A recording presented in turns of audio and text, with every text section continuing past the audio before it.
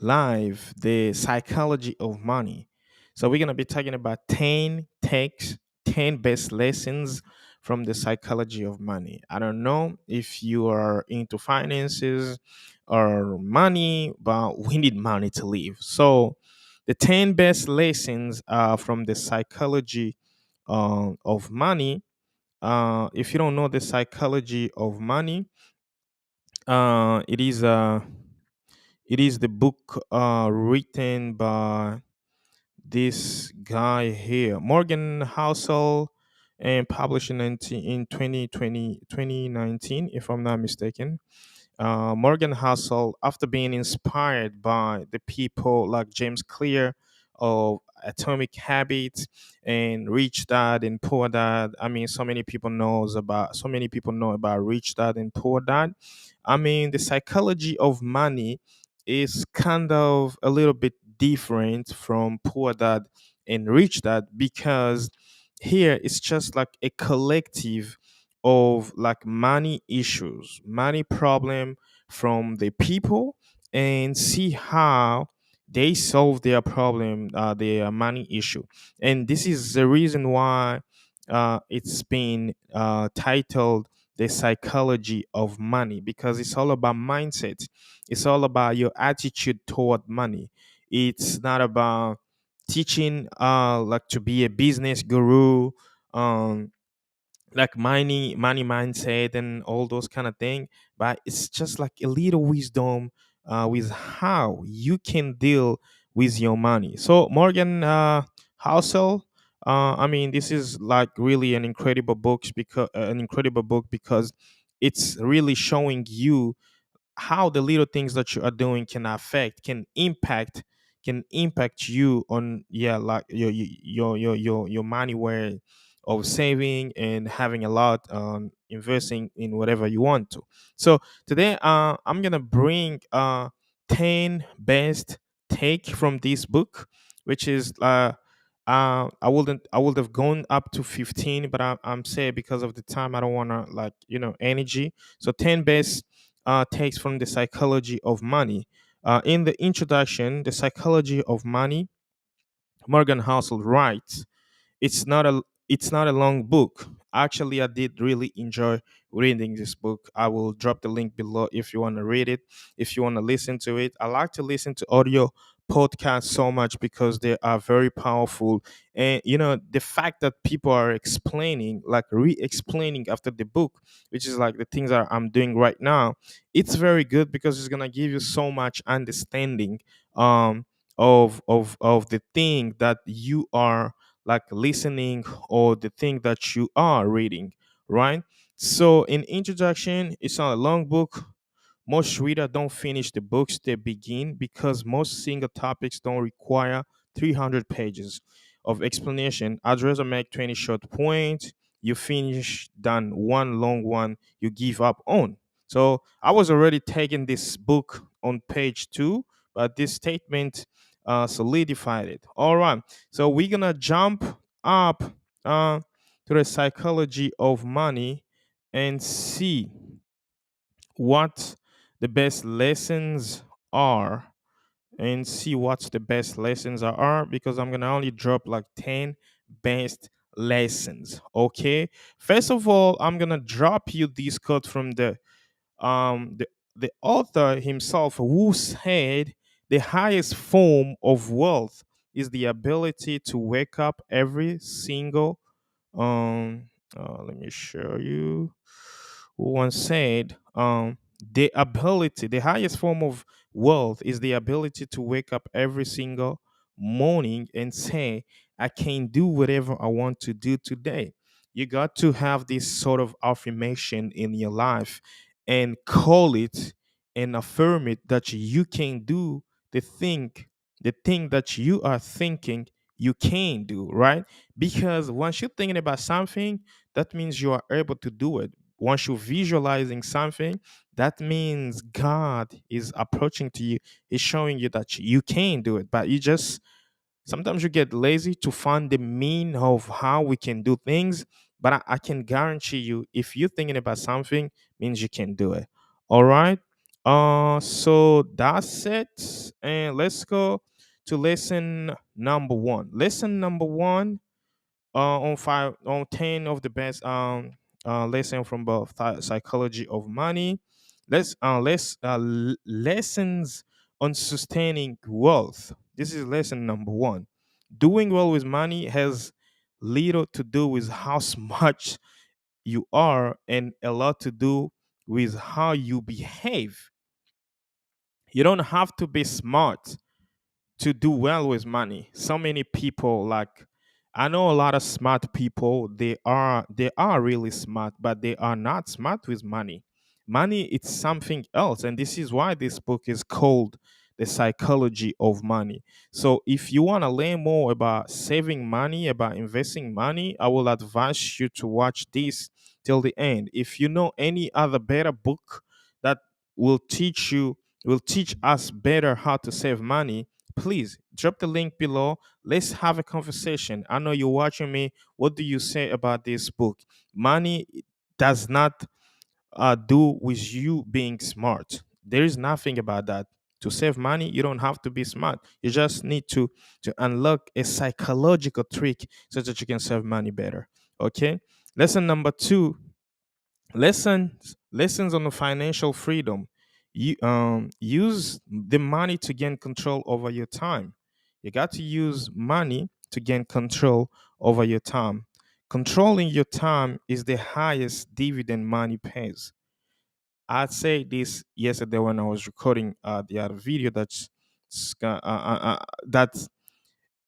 the best currency in the world is attention and currency. I got that from Ali Abdallah. Independence to me doesn't mean you will stop working. It means you only do the work you like with people you like at the times you want for as long as you want. You know what I'm saying? Independence to me doesn't mean you will stop working. It means you only do the work you like with people you like at the times you want for as long as you want. I mean, you get it all. All right. So I'm going to jump to lessons three. Lesson three on spending habit. Recently, I dropped like a video explaining about the five habits that mostly keep people broke. Keep people broke, and spending is the baddest habit. And what does Rich Dad and Poor Dad say about spending?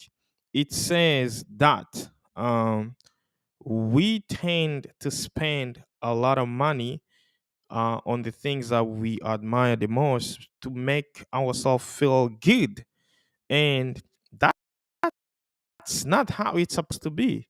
You're supposed to you work for money. How easily are you going to spend that money? I mean, different because most people, when they are about to spend the money, they don't thinking about how hard many hours have you put to cultivating that money. And you know how much you're gonna spend? Like how many hours it's gonna take you to spend? It's gonna take you less. A transaction actually takes less than 15 seconds. So are you gonna be stuck on that transaction for 15 seconds, or are you gonna be overthinking about? Oh wait, damn man, I sweat a lot to make this company, and then now it's about spending, and then I just want to spend it in like 15 seconds. Hell no, it's not gonna happen. It's not really going to happen. So we we're gonna go. I'm gonna jump straight. Um, Six, spend to show people how much money you have is the fastest way to have less money. I know this quote is coming from someone. You don't have to show people how much you make, because the more you're showing people make is the more your money is going to be is gonna become less. You don't have to.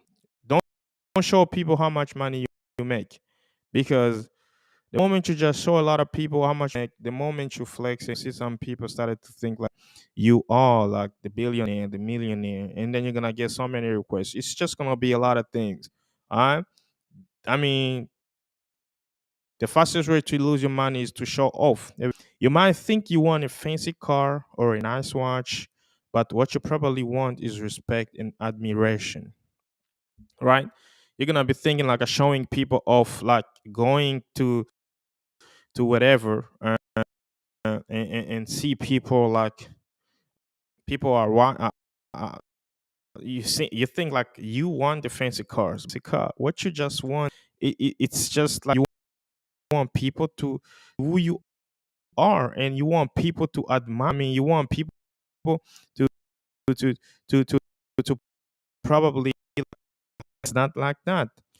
You don't need that, bro. Like you really don't need that, and this is all contributing for you to for your loss, to your loss. Because you are showing off people your weakness about money, and showing people that weakness about money, it's all contributing to losing money. Be nicer and less flashy. No one is impressed with your possessions as much as you are. All right. Whatever you are nicer or flashy, like nobody is being impressed with your possessions as much as you are. Saving is the gap between your ego and your income. Saving is the gap between your ego and your income. I mean, every time you're trying to save money, it's like there is you, your ego, and your income. Like there is three things. Okay. So you're gonna have to know how to juggle those three things. What do I mean by that? Like what I mean is like take out your ego, kill your ego. It does not help you.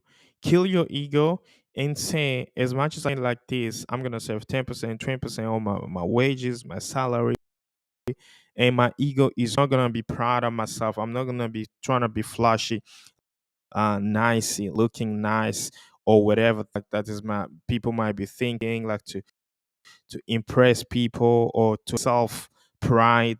And no, that's not it doesn't count in the psychology of money, because once you started to do those things, seriously, you will big, big, big time, right? So let's go between your ego and your income. All right. How many lessons are that? One, three. The spending habit. Number four, lesson in risk management. Risk management, I mean, I know when you become a trader, you probably focus a lot on this risk management, because some of the stock markets are very volatile, and if you know about risk management, I mean, you can be good. And this is why we should be focusing more about financial learning, about financial literacy, because people, we don't know so many things about financial literacy. Risk is what's left over when you think you've thought of everything. Everything is a price, but not all prices appear on labels. That's it. This is the killer. Everything is a price, but not all the prices appears on the labels. Optimism sounds like a sell pitch. Pessimism sounds like someone trying to help you. Optimism sounds like a sales pitch, and pessimism sounds like someone trying to help you. Wow, this is so powerful. Progress happens too slowly to notice, but sit back happens too quickly to ignore. You get it? Setbacks, they do happen so quickly and people ignoring them. But progress takes time to be noticed. And people, I mean, we don't just pay attention. And that's how we don't save a lot of money. Because if you don't save two, if you don't save one, you don't have to jump to save three or four. You can start by one, but your goal should be 10 at least.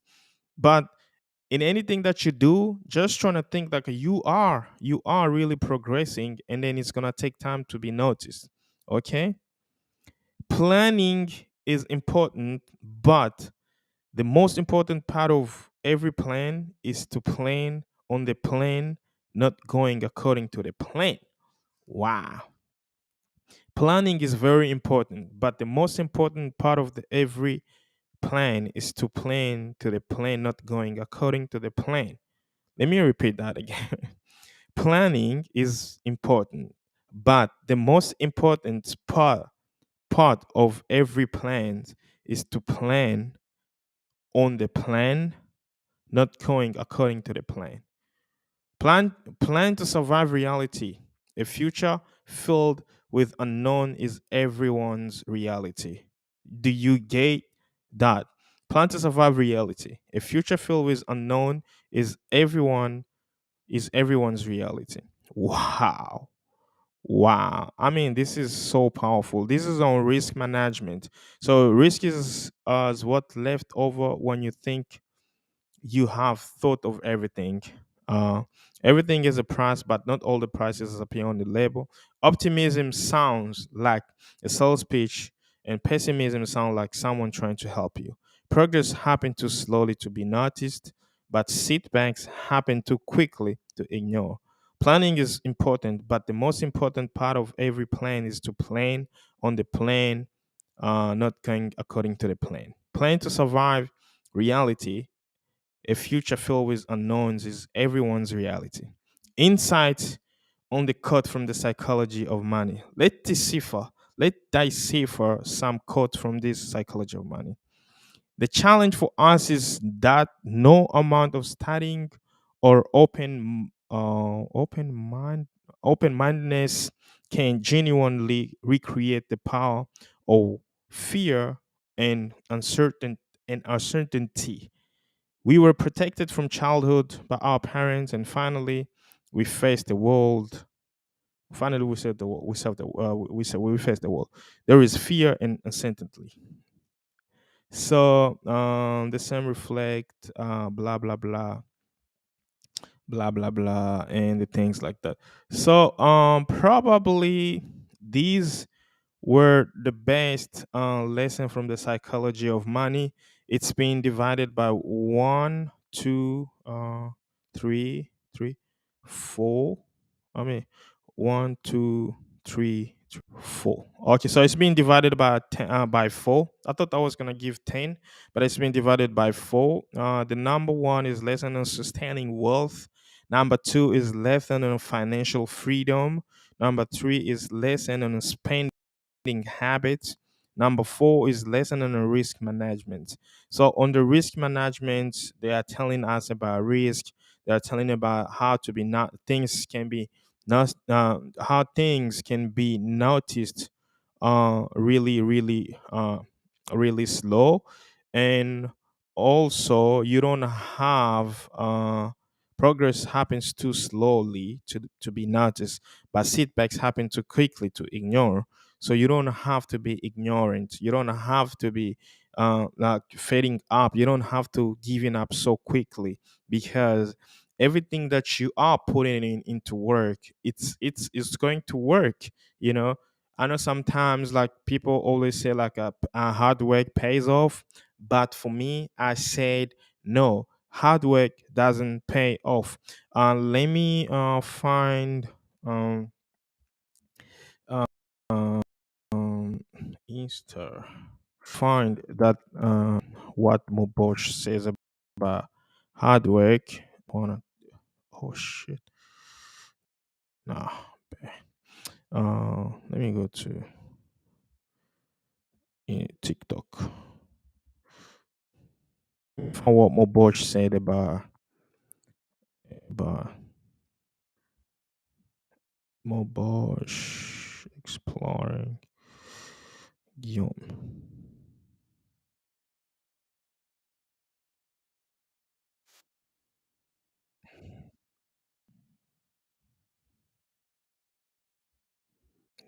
No, no, no, no, no. I was looking for Mobosh.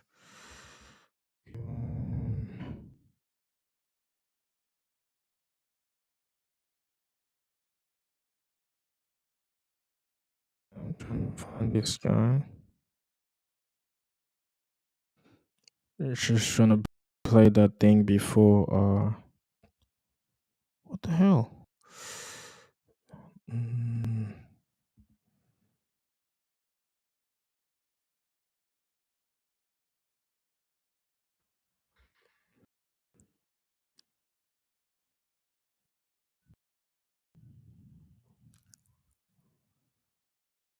there we go. I like this guy because he teaches people about finances and, and stuff. Um, you see, like I said, they always lying to us. This is not what I was looking for. Why do you come here? Share this.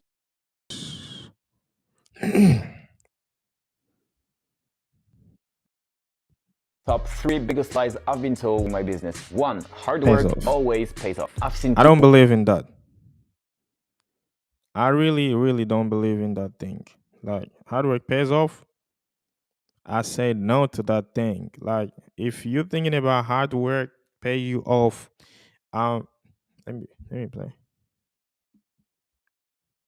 TikTok doesn't work on my laptops.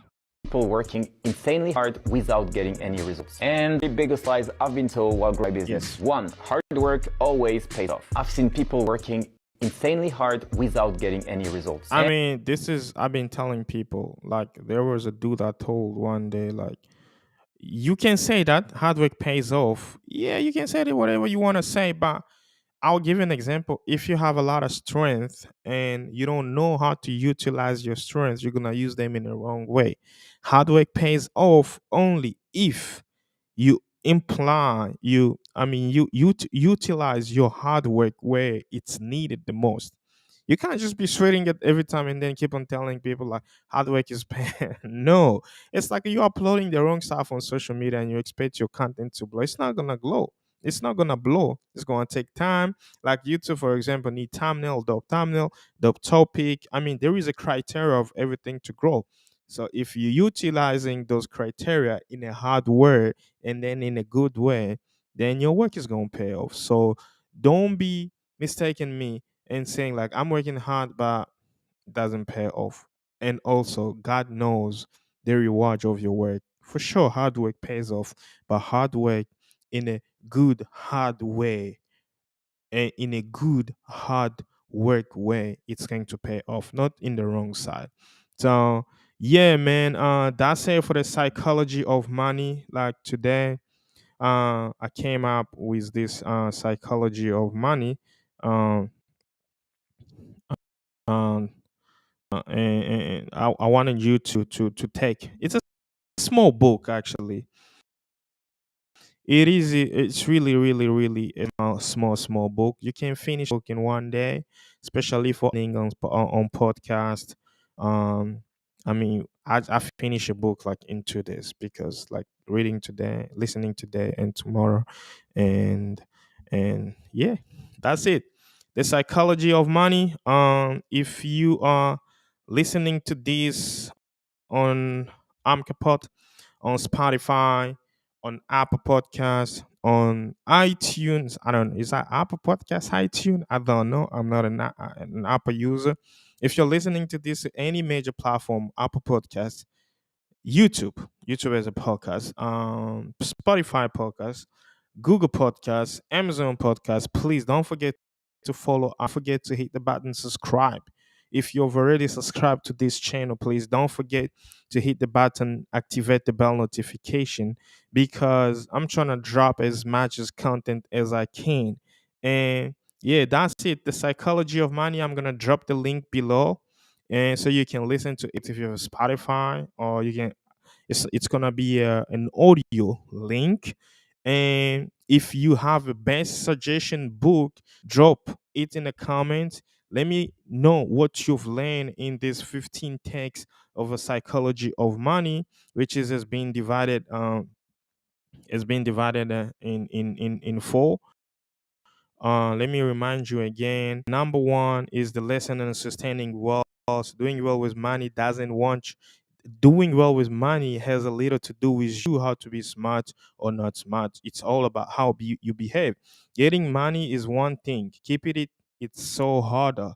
A petrol attendant who has been working so hard for his money can save money better than the person who's coming from a richest family, and they don't know the value of a sweat and all those things people go through to get the money. All right. Lesson on financial freedom. Use your money to gain control over your time.